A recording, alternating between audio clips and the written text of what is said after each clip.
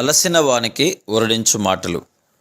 సహోదరుడు భక్తి సింగ్ గారి పరిచర్య నుండి సేకరించిన అనుదిన ధ్యానములు. ఫిబ్రవరి 21. నేను యెహోవా యొద్ద విచారణ చేయగా ఆయన నాకు ఉత్తరమిచ్చెను. 34వ కీర్తన 4వ వచనం. 34వ కీర్తన 5వ వచనంలో వారు ఆయన తట్టు చూడగా వారికి వెలుగు కలిగెను అని చదువుదుము.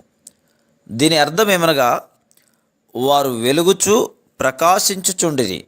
వారు ఆయన వద్దకు రాక మునుపు వారి ముఖములు భయము పాపపు గుర్తులతో సిగ్గుతో నిండి ఉండెను. ప్రతి ఒక్క పాపపు తలంపు, మాట లేక క్రియ నీ ముఖముపై వికారమైన సిగ్గుకరమైన గుర్తును తీసుకొని వచ్చును. ఆరంభంలో దానిని నీవు చూడకపోవచ్చును, కానీ తర్వాత అది కనబడును. వారు ఆయన తట్టు చూడగా వారికి వెలుగు కలిగెను అని దేవుని వాక్యము చెప్తున్నది. ఎవరు ఈ ప్రజలు? వీరు ఎవరనగా, ఒకప్పుడు అవమానకరమైన వికారమైన ముఖములు గలవారే.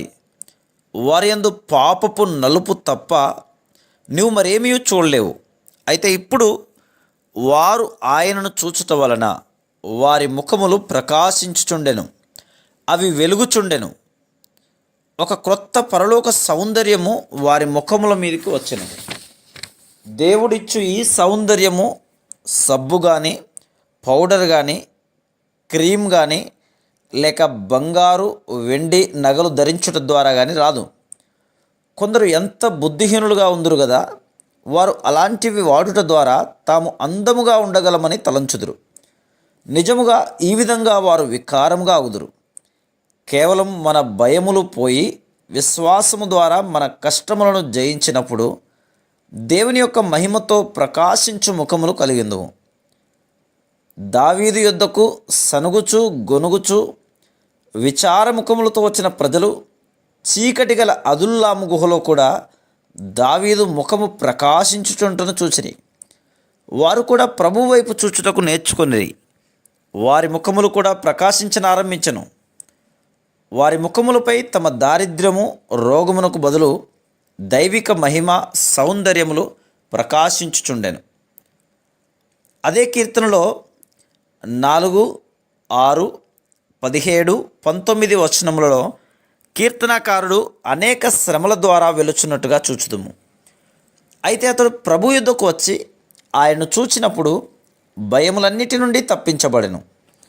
అతని కష్టములు శ్రమలన్నీ మాయమైపోయాను. ఒకవేళ నీ మాటలు వినుటకు నాకు సమయము, నాతో మాట్లాడుటకు నీకు సమయము ఉన్నయల్లా నీ కష్టములన్నీ నాతో చెప్పుదువు. అయితే వినుము, నీ కష్టములు నాకు చెప్పకము. వాటిని నీ పొరుగు వారితో కానీ, ప్రసంగికులతో కానీ, లేక ఏ ఒక్కరితోనైనా చెప్పకము. వారు ఒకవేళ చేయగలిగినను వారు నీకు సహాయము ఏమాత్రమును చేయరు. ఈ దైవజనుడైన దావీదు తన స్నేహితుల యొద్ద ప్రయత్నించెను, కానీ వారు అతని యొద్ద తప్పిపోయిరి. అతనికి తనను ఎంతో ప్రేమించి యోనాతాను అన్న స్నేహితుడు గలడు. అతడు రాజు యొక్క కుమారుడు. అతడు సహాయము చేయవలనని ప్రయత్నించినను అతడు చేయలేకపోయాను. మరియు ఇతర రాజుల యొద్దకు వెళ్ళినను వారు కూడా తప్పిపోయిరి. అంతమున అతడు తాను యెహోవా యొద్ద విచారణ చేస్తేనని చెప్తున్నాడు. మరొక విధంగా చెప్పవలన అతడు ప్రభువును చూచెను. అప్పుడు అతడు ఇట్లు చెప్పెను, నాకు ఏ నొప్పి లేదు, ఏ బాధ లేదు, ఏ శ్రమలు లేవు, అవన్నీ పోయినవి. చూడి, ప్రభు నాకు సహాయం చేశాను. నా భయములన్నిటి నుండి ఆయన నన్ను తప్పించెను. ఇంకను కొండ గుహలలో నివసించుచున్నను, ఇంకను అదే కష్టములలో ఉన్నను, ఇంకను సౌలు ద్వారా తరమబడుచున్నను. అతడు విశ్వాసం ద్వారా ఇట్లు చెప్తున్నాడు, నేను యెహోవా యొద్ద విచారణ చేయగా ఆయన నాకు ఉత్తరమిచ్చెను.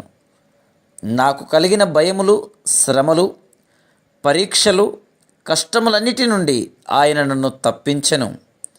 అదే రీతిగా ఆయన నిన్ను కూడా తప్పించును. Praise the lord.